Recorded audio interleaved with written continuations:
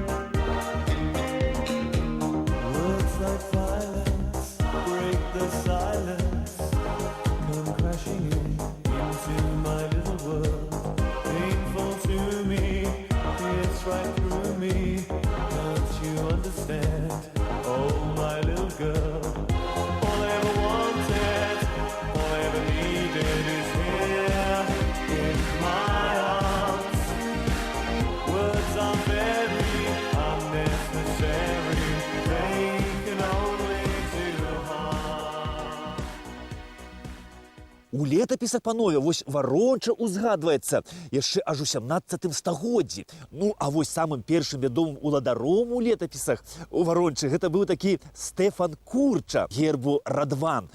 Курчы гэта быў такі вельмі знакаміты шляхецкі род колись. Ён узгадваецца яшчэ ў 16 стагоддзі. Ну, а Стэфан Курча быў адным з яго лепшых прадстаўнікоў гэтага роду. Ну, а як он Воронча атрымаў?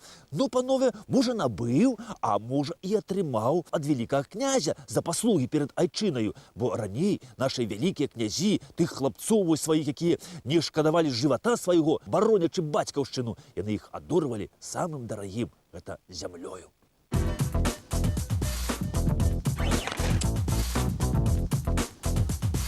Раней жа, панове, вось для любога шляхціча галоўным заняткам, вось якім ён ганарыўся, гэта была абарона айчыны. А раней, вось даўно, у Вялікім княстве Літоўскім не было рэгулярнага войска. І вось калі пачыналася вайна, то кожен жыхар Вялікага княства Літоўскага ведаў свае абавязкі падчас вайны. І вось шляхціч падчас вайны павінен быў адразу на кані са зброяю з'явіцца на службу. Ну, а калі які хаваўся дзе пад лаву, хацеў адседзецца падчас вайны, то таго за такі ўчынак каралі смерцю. Ну, але такіх, што пад лавай адседзецца, было тады вельмі мала. Ну, можна сказаць, зусім не было. Бо калісь абарона айчыны – гэта было святое.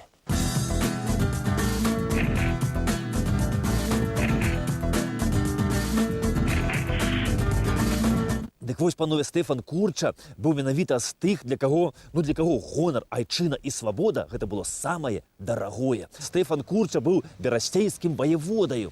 Але вось што пры ім адбывалася тут у Ворончы, вось аб гэтым, панове, гісторыя маўчыць. А вось з імем другога ваяводы, наваградскага ваяводы Юзафам Несялоўскім тут шмат што звязана, панове. Пры Юзафе Несялоўскім вось тут Воронча была ў зяніце сваёй славы, панове. І для кожнага жыхара Вялікага княства Літоўскага было за гонар патрапіць вось у Ворончу да ваяводы Юзафа Несялоўскага.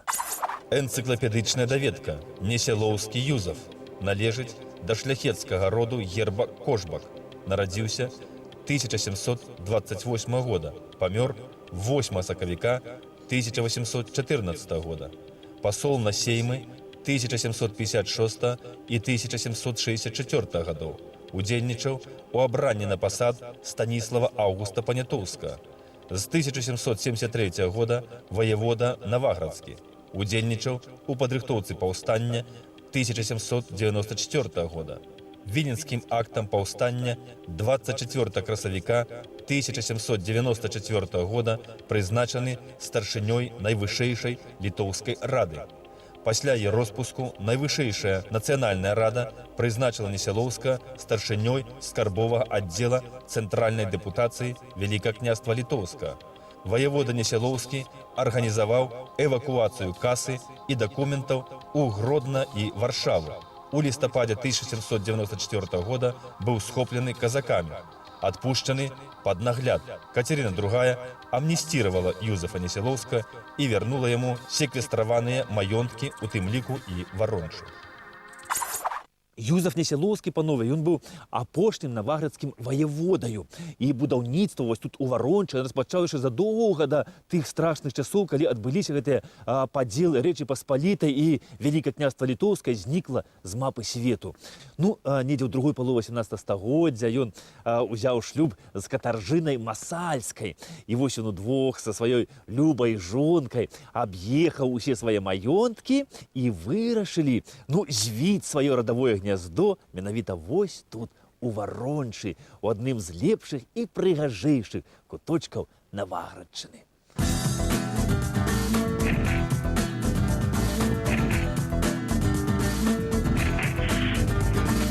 Пабудаваў Юзеф Несялоўскі дом свой у Варончы ў 1787 годзе. Дом быў з ліственніцы, аднапавярховы, пад высокім мансардавым гонтавым дахам. Ну, а ўсярэдзіне сцены, столь былі ўпрыгожаны рознымі роспісамі, а таксама кафлянымі печамі, мармуровымі комінамі. А пад домам, кажуць, былі тут цэлыя лабірынты скляпеністых падвалаў. І стаяў дом якраз вось тут, на гэтым самым месцы. Ён быў спалены падчас Другой сусветнай вайны ў 1943 годзе. Ад дома ваяводы Несялоўска, панове, у Варончы захаваліся толькі вось гэтыя рэшткі, а калісьці гэты дом Несялоўскі, гэта быў, гэта была аздоба ўсяго наваколля.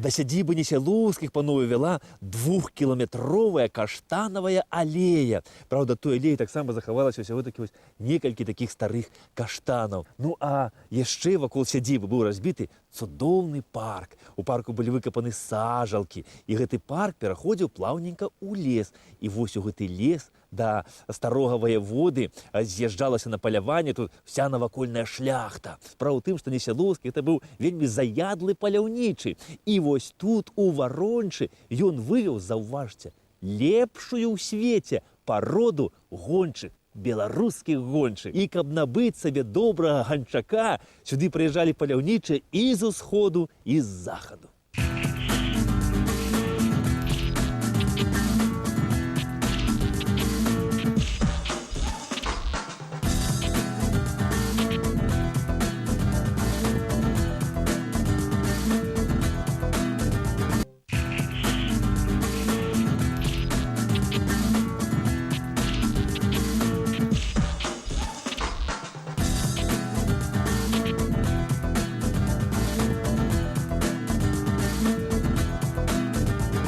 Ваявода Несялоўскі, панове, ён не толькі вось са сваімі ганчакамі тут зайцоў па лесе ганяў. Гэта быў дзядзька Гогоў.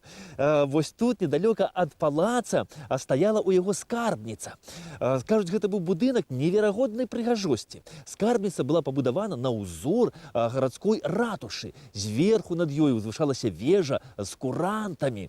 А ў самой скарбніцы, панове, захоўваліся розныя старажытныя колішнія рэчы. Стары ваявода быў аматар аматарам даўніны. І вось у гэтай скарбніцы ў яго любіў доўгія часы праводзіць і ўпраўляючы маёнткам Варонча. А за ўпраўляючага у Несялоўска быў малады хлапец, тады нікому невядомы, гэта быў Адам Чарноцкі. І вось гэты Адам Чарноцкі, панове, пазней стаў піянерам славяназнаўства. І ўсяму свету сёння ён вядомы як Зарыян Даленга Хадакоўскі.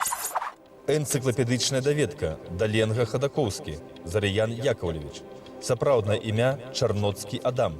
Нарадзіўся 24 снежня 1784 года каля вёскі Гайна Лагойскага района. Славяназнаўца, адзін з пачынальнікаў беларускай, польскай, рускай і украінскай археалогіі, старажытнай гісторыі, фалькларыстыкі, этнаграфіі, член Варшаўскага таварыства сяброў навук, член Петербургскага таварыства расійскай славеснасці, Маскоўскага таварыства гісторыі і старажытнасцей расійскіх. Шмат падарожнічаў па Польшчы, Украіне, Беларусі, Расіі, дзе збіраў прадметы матэрыяльнай культуры, запісваў фальклор, мясцовыя гаворкі. Першы сярод славянскіх вучоных звярнуўся да духоўнай культуры простага народа, як да крыніцы гісторыі. Упершыню у славяназнаўчай навуцы перанёс сістэму даследаванняў з помнікаў пісьменнасці на зямлю і яе помнікі. Адзначыў у працах Карамзіна больш за 20 памылковых сцвярджэнняў і фактаў, звязаных з гісторыяй Беларусі. Упершыню паспрабаваў апісаць старажытна-славянскі побыт, культуру і народную творчасць у дахрысціянскі перыяд. Першы ў славістыцы паказаў ролю тапанімікі для гістарычных даследаванняў.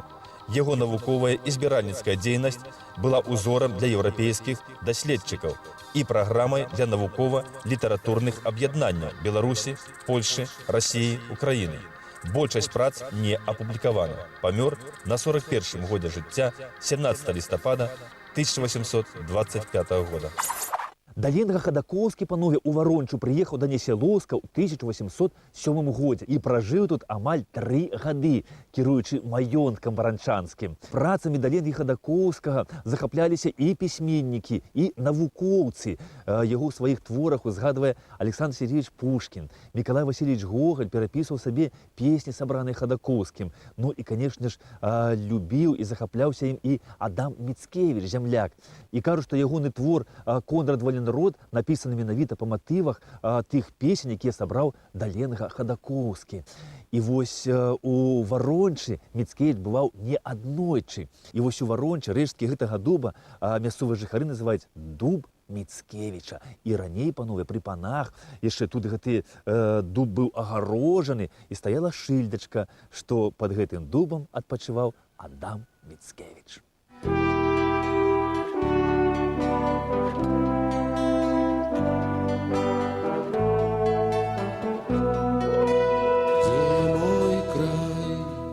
Там, где вечную песню пяе Белавежа, там, где днем он на заходе помнить ворожую кровь, где на узвышах новоградских дремлют суровые вежи,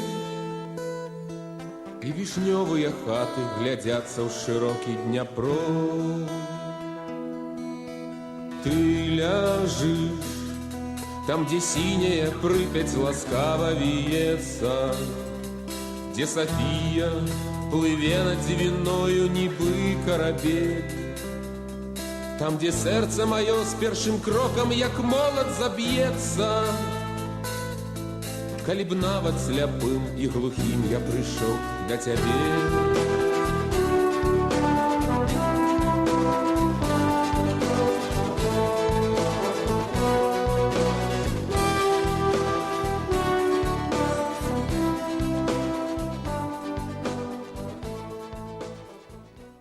Адам Міцкевіч, панове, у сваім творы «Пан Тадеуш» узгадвае варанчанскі замак, які, кажуць, быў спалены шведамі падчас паўночнай вайны. А стаяў варанчанскі замак якраз вось тут, на гэтай гары, дзе колісь было старое гарадзішча. А яшчэ у «Пане Тадеушы» Міцкевіч узгадвае і старога ваяводу. Там вось такія радкі ёсць. А што б сказаў Несялоўскі стары ваявода, што гончых трымае найлепшага ў свеце завода, і 200 стральцоў аж дагэтуль абычаем панскім, і мае сяцей 100 вазоў у двары варанчанскім. Памёр апошні наваградскі ваявода ў 1814 годзе, якраз вось тут у Варончы, у сваім палацы, а пахавалі яго вось у крыпце гэтага касцёла. Касцёл гэты быў пабудаваны Юзефам Несялоўскім у 1773 годзе, і асвечаны ён быў віленскім біскупам Ігнатам Масальскім у гонар святой Ганны.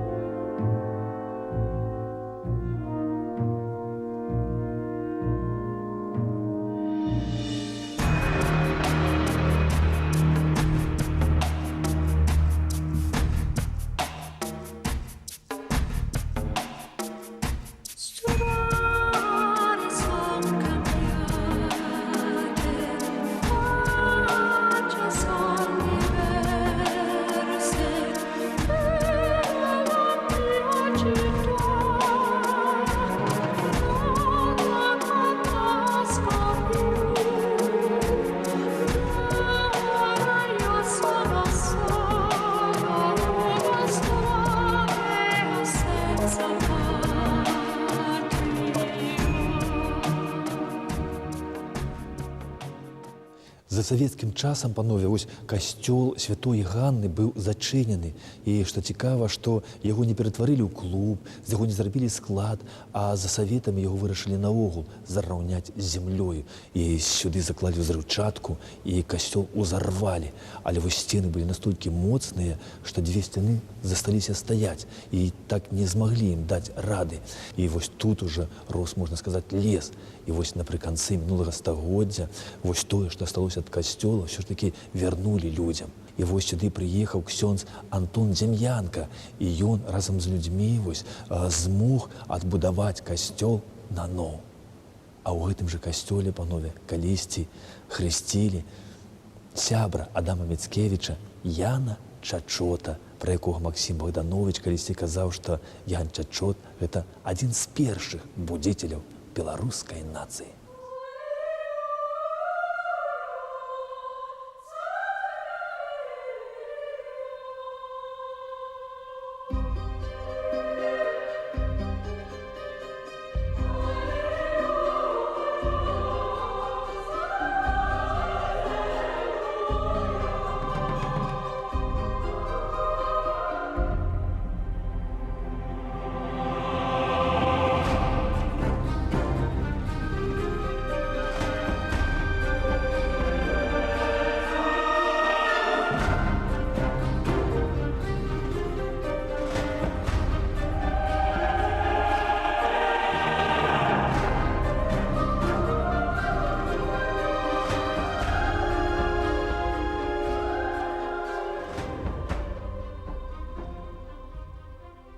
Недалёка ад касцёла, панове, захаваліся старажытныя каталіцкія могілкі.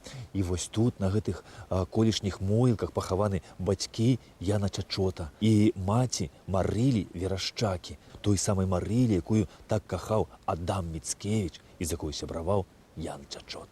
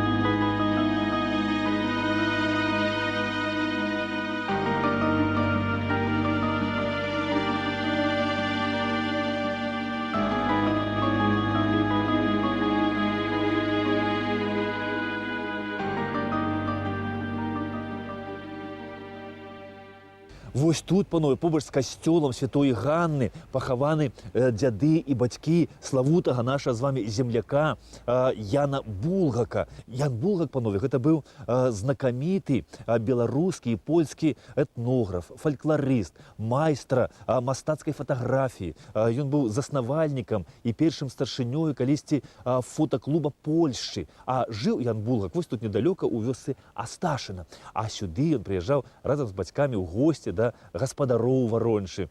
Ну і ў сваёй кнізе «Край дзіцячых гадоў» ён апісаў і варончыцкую сядзібу, і парк, і касцёл, дзе слухаў першую імшу і дзе хацеў бы быць пахаваны вось побач з бацькамі.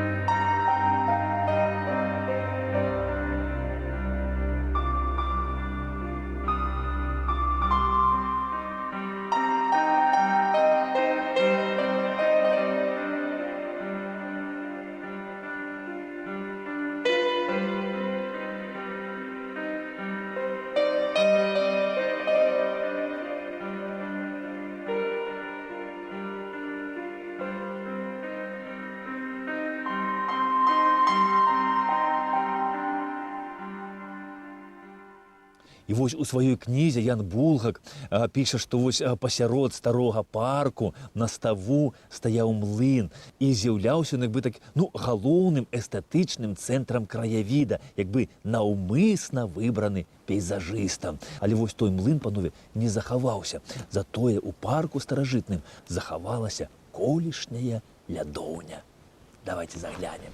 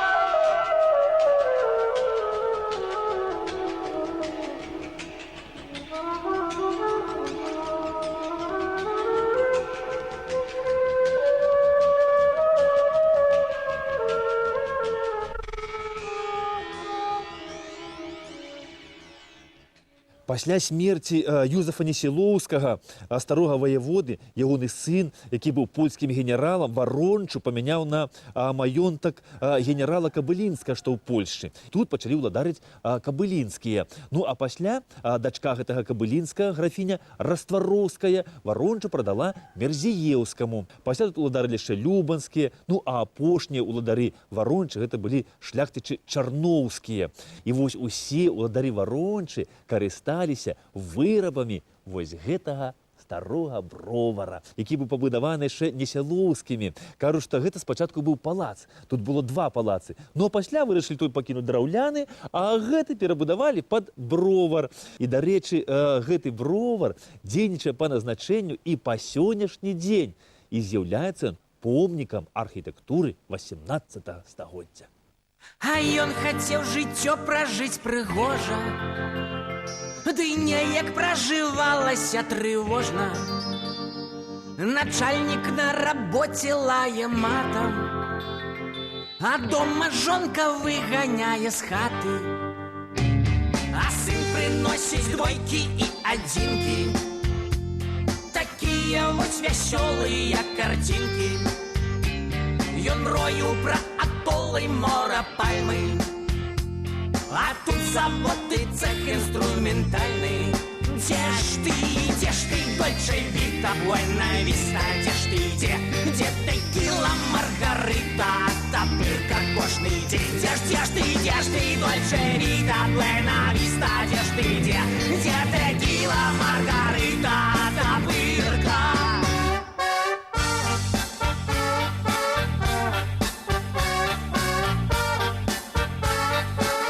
Вось сюды ў Варончу, панове, прыязджае вельмі шмат заўсёды розных экскурсій. Сюды едуць і з Польшы, і з Літвы. Прыязджаюць сюды людзі, каб пакланіцца гэтым святым мясцінам. І вось у свой час тут быў і Уладзімір Семёнович Караткевіч.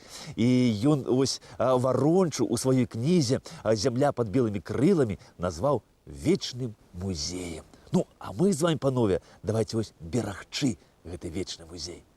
Да пабачэння!